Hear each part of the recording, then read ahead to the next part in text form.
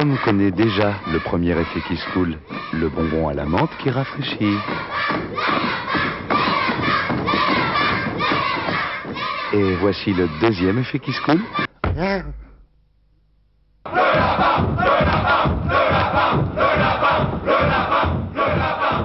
Qui se coule, le seul bonbon, double effet.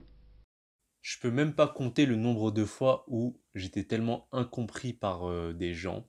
En fait, quand je discute et que je commence à expliquer des choses, à juste parler, quoi, les gens me prennent pour un fou, tu sais, ils comprennent pas le délire. Et moi, en fait, j'ai toujours voulu argumenter, m'expliquer, me justifier pour pouvoir faire comprendre à l'autre ma façon de penser, ma façon de faire. Et en fait, en faisant ça, ça ne sert à rien parce que c'est moi qui me brûle les ailes. Avant, je ne savais pas vraiment distinguer les personnes avec qui je pouvais vraiment discuter dans la profondeur en rentrant dans les détails et des gens qui ne sont pas en capacité de comprendre. Et avec le temps, c'est ça que j'ai fini par comprendre justement, c'est que il y a des gens, ça ne sert à rien de discuter avec eux plus profondément, plus loin parce que à la fin ils vont toujours pas comprendre.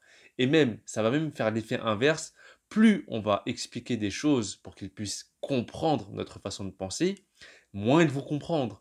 Plus ils vont prendre les choses à l'envers, remixer comme ils veulent et comprendre ce que veulent comprendre ou ce que peuvent comprendre. Encore une fois, il faut savoir prendre en compte la capacité de l'autre à comprendre ce qu'on dit. Et au bout d'un moment, en fait, plus on acquiert de la connaissance, plus il y aura un fossé qui va se créer entre nous et les personnes qui ne sont pas dans cet effort d'apprentissage.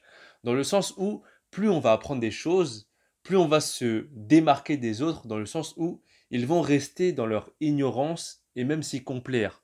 C'est pour ça que, faut le dire clairement et sans vraiment les insulter ou être dans la prétention, et le principe de l'ignorance, le fonctionnement, c'est que les gens ne savent pas qu'ils ne savent pas.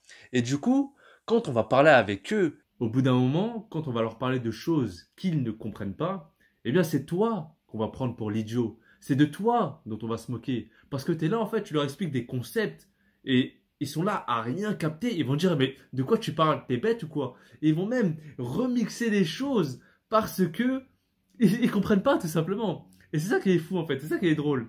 Et dans ces moments-là, en fait, il y a un grand sentiment de solitude parce qu'on est l'objet de critiques, parce qu'on est l'objet de moqueries. Combien de fois ça m'est arrivé quand je me suis retrouvé dans ce genre de situation? C'est pour ça qu'au bout d'un moment, j'ai toujours voulu m'expliquer, j'ai toujours voulu me justifier davantage parce que je ne comprenais pas que les gens ne pouvaient pas comprendre quelque chose qui était si évident pour moi.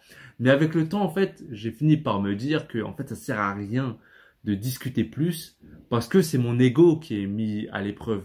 Dans le sens où je veux avoir le dernier mot. Je veux que les gens comprennent alors que je n'ai pas regardé s'ils sont prêts à comprendre. Si ils ont cette capacité de réflexion nécessaire pour comprendre ce que je dis. Sur la chose que j'explique, ils n'ont pas creusé plus profondément comme moi j'ai pu le faire. Parce que voilà, tout le monde a une intelligence, hein. Je suis pas en train de critiquer, ouais, les gens sont cons, moi je suis intelligent, moi je suis le meilleur. Non, pas du tout. On a tous une intelligence et il faut savoir juste rester à sa place quand on ne sait pas, justement. Et c'est ça que je trouve triste, c'est que quand il y a des gens qui ne savent pas, je sais pas vraiment si c'est une question d'orgueil, mais ils vont pas dire qu'ils savent pas. Ils vont faire comme si ils pouvaient comprendre, etc. Mais au bout d'un moment, on va se foutre de ta gueule, on va te cracher dessus, te critiquer et mettre l'émotionnel au premier plan. Mais bon, ça je pense que c'est justement un signe d'ignorance. Et encore une fois, c'est le fonctionnement de l'ignorance. Et c'est justement dans ces moments-là où j'ai acquis cette capacité à prendre du recul, où c'est à moi en fait de me dire que c'est pas grave si l'autre ne peut pas me comprendre, que c'est pas grave si ce que je dis ne passe pas, alors que ça peut être vérifié, sourcé, etc. C'est pas grave, c'est ok. C'est moi en fait qui dois avoir cette responsabilité à être plus mature justement. Parce que quand on veut toujours chercher à avoir le dernier mot, à s'expliquer et que en gros on veut avoir raison, mais que surtout on veut que l'autre ait tort, eh bien c'est l'ego qui est mis en avant. Il faut savoir mettre son ego de côté et on le sent en fait. Enfin, en tout cas moi je le sens quand c'est mon ego qui commence à s'exprimer, qui commence vraiment à tomber dans le côté émotionnel où je perds la maîtrise de moi-même, de mon être. Ça ne sert à rien de discuter avec des personnes qui ne peuvent pas comprendre. C'est comme si tu parlais une autre langue en fait. Est-ce que toi tu parles français, tu vas parler avec un Allemand, un Coréen qui ne connaissent pas un seul mot de français? Est-ce que tu vas perdre ton temps à lui expliquer ta journée, à lui demander des choses sur sa vie? La personne sera là à te regarder. Non, tu sais très bien que tu vas pas faire cet effort à expliquer le fond de ta pensée en français alors que l'autre personne ne comprend pas un mot de français. Là, c'est le même délire en fait. Tu vas te faire du mal pour espérer que l'autre puisse comprendre, mais non, c'est en vain. Au bout d'un moment, faut savoir juste fermer sa gueule, et même si on se moque de nous, c'est pas grave. J'ai mis du temps à comprendre, même si aujourd'hui encore, tu sais, ça m'arrive d'être là, à vouloir discuter, à vouloir avoir le dernier mot, mais maintenant j'ai ce recul, et je ce rappel qui me dit dans la tête, non en fait, vas-y, laisse tomber. Ça sert à rien de discuter, garde ton énergie, garde ta salive, et en gros, change de sujet, parce que si on ne peut pas s'entendre sur ce sujet, eh ben, il y en a plein d'autres à côté, en fait. Parce qu'à la fin, le plus important, c'est d'être en paix. C'est que dans ta tête, tu sais que tu es tranquille et que même si l'autre personne ne peut pas te comprendre, c'est pas grave, tu es en paix. Quand on veut discuter, argumenter avec des gens qui d'avance ne pourront pas comprendre, c'est une bataille qu'on a déjà perdue.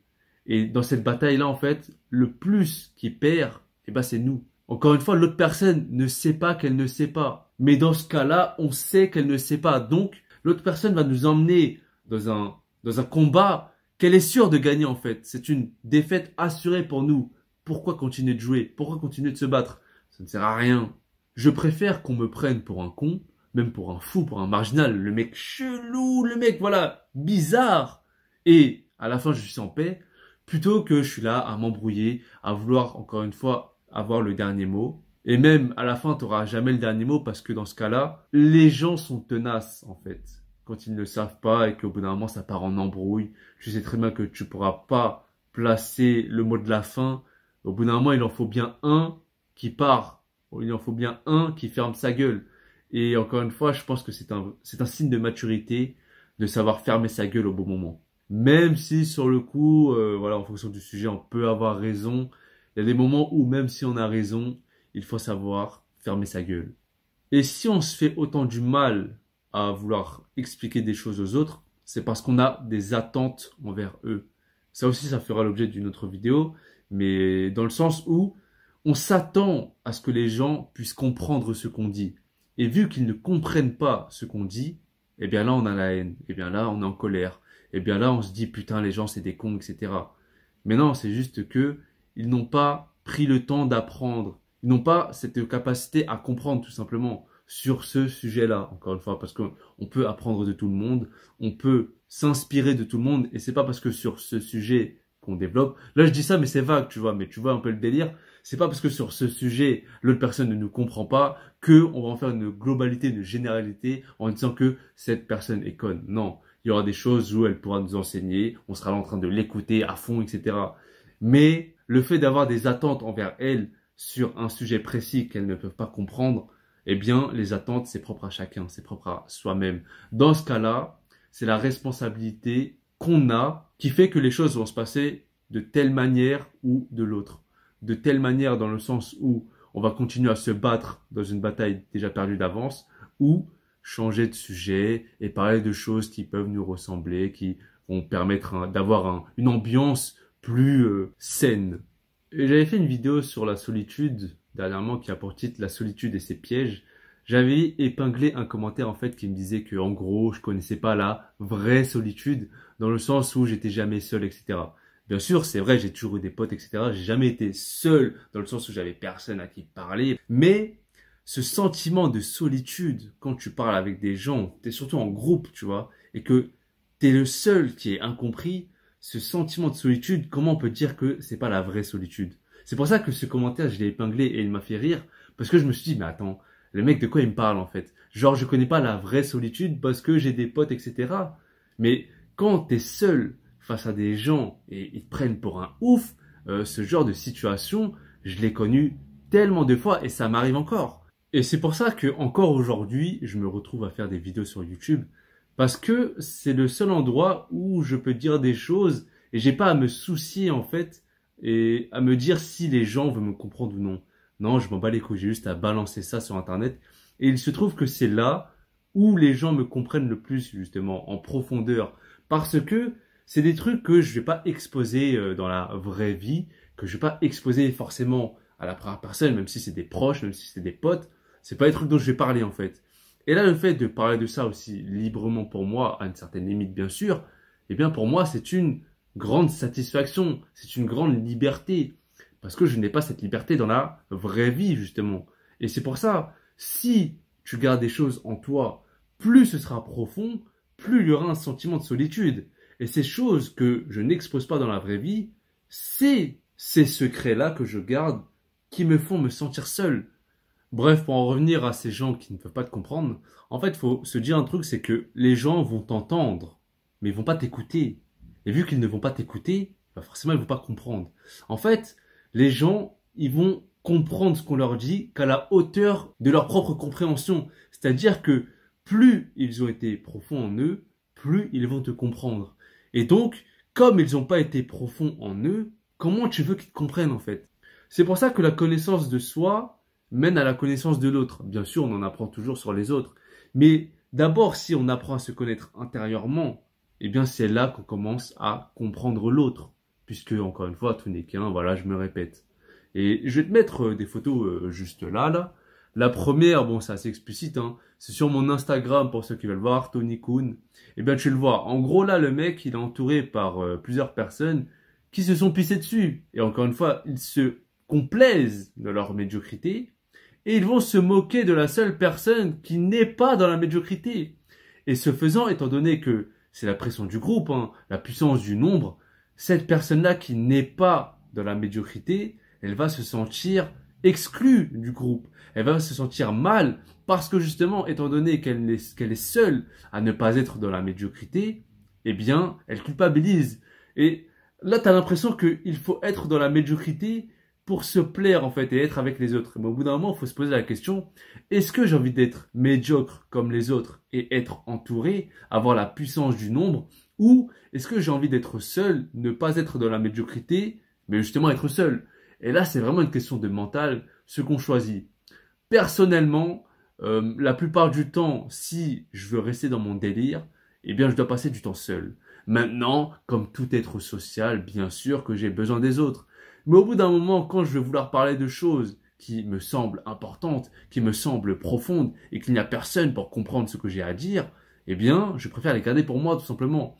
Bien sûr que moi, personnellement, au bout d'un moment, ça m'a fait péter un câble, et ce qui m'amène à faire des vidéos sur YouTube, parce que moi, personnellement, je peux pas garder ça pour moi, c'est beaucoup trop important pour que je garde ça pour moi.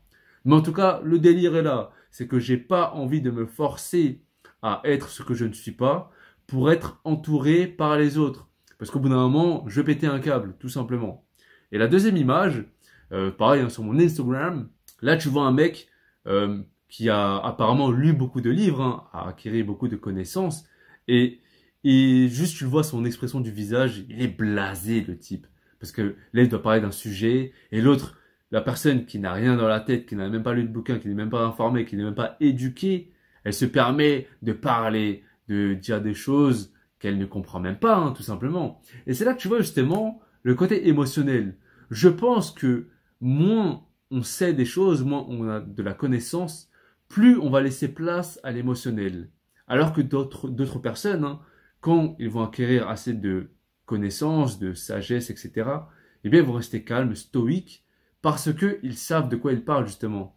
Et justement, ce genre de situation, ça m'est arrivé tellement de fois parce que, étant donné que je parle d'un sujet dont je me suis assez informé. Je ne veux pas dire que je le maîtrise comme un maître, etc. Tu vois, ou je suis un savant. Non, non, non. Je peux parler d'une chose parce que je me suis assez informé dessus, éduqué dessus.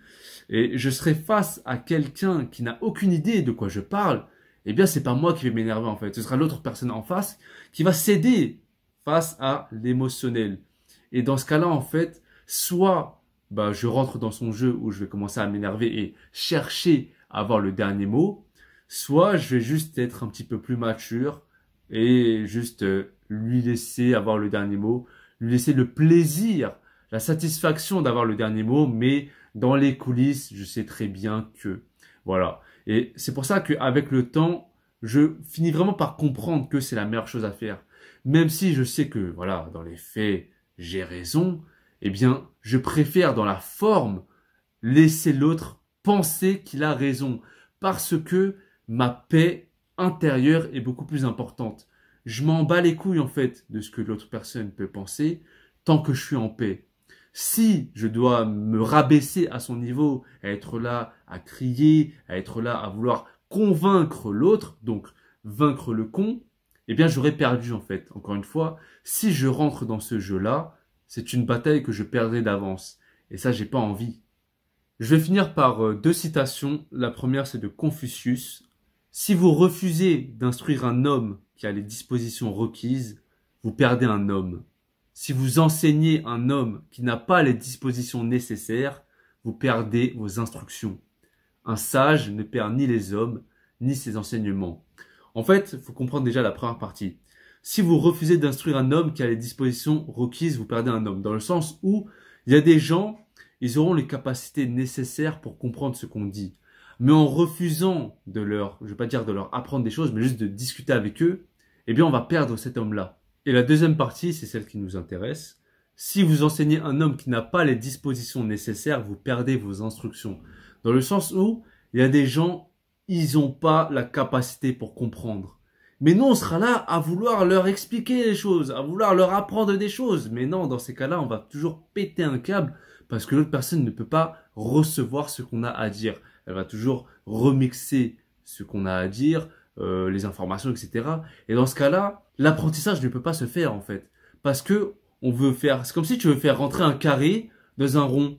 Ça ne marche pas. On est là à forcer à se faire du mal. Putain, pourquoi ça rentre pas? Pourquoi ça rentre pas? Mais en fait, il faut capter que là, tu as un carré et là, tu es face à un rond. Ou inversement, tu vois. Ça ne peut pas rentrer. C'est à nous de savoir distinguer les personnes qui sont en capacité de recevoir une information, de comprendre, et des personnes qui ne peuvent pas comprendre. Et on se fait du mal justement en voulant forcer avec des gens qui ne sont pas capables.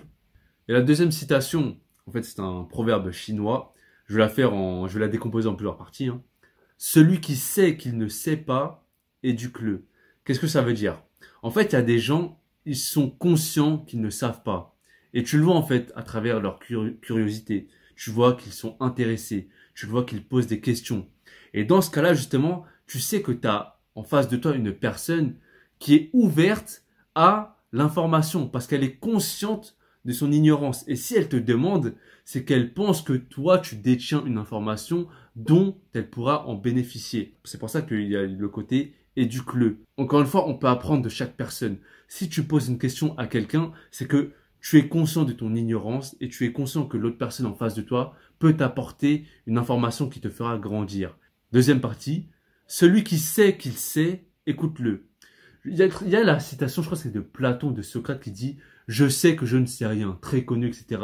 Mais au bout d'un moment, faut arrêter avec cette fausse modestie. Et il y a des choses dont on sait que les personnes savent de quoi elles parlent. Donc au bout d'un moment, si tu vois une personne qui est plutôt experte dans ce domaine, tu vois qu'elle sait de quoi elle parle, eh ben écoute-le tout simplement. S'il y a des chimistes, des biologistes ou peu importe le sujet, écoute-le. Économie, peu importe philosophie, peu importe. Quand tu vois que cette personne-là sait, eh ben il faut l'écouter tout simplement. Troisième partie, celui qui ne sait pas qu'il sait, éveille-le. En fait, tu vois qu'il y a des personnes qui ont des putains de connaissances, et tu sens qu'ils ont cette réponse au fond d'eux, qu'ils ont vraiment toutes les questions nécessaires, et il leur manque cette réponse. Eh bien, c'est à toi, justement, si tu as cette clé, de leur fournir. Pas tout, totalement non plus. Au bout d'un moment, quand tu vois que cette personne a des capacités dont j'ai bugué encore une fois, dont elle ne les exploite pas correctement, eh bien c'est à toi justement d'être là et agir en tant que professeur. Et je dis ça vraiment sans prétention encore une fois, parce que dans la vie, on est tous des professeurs, on est tous des élèves en même temps. Si tu enseignes quelque chose, c'est que tu as acquis cette capacité à l'enseigner. Donc tu as une posture de professeur face à une personne qui ne sait pas, qui est ignorante, donc qui aura cette posture d'étudiant, d'élève. Mais pour d'autres sujets, ça peut s'inverser. C'est pour ça que je dis qu'on peut apprendre de tout le monde. Si une personne, tu vas lui enseigner, je sais pas moi, le piano, peut-être que pour un autre truc, elle va te l'enseigner. Peut-être le sport, peut-être la cuisine ou je ne sais pas.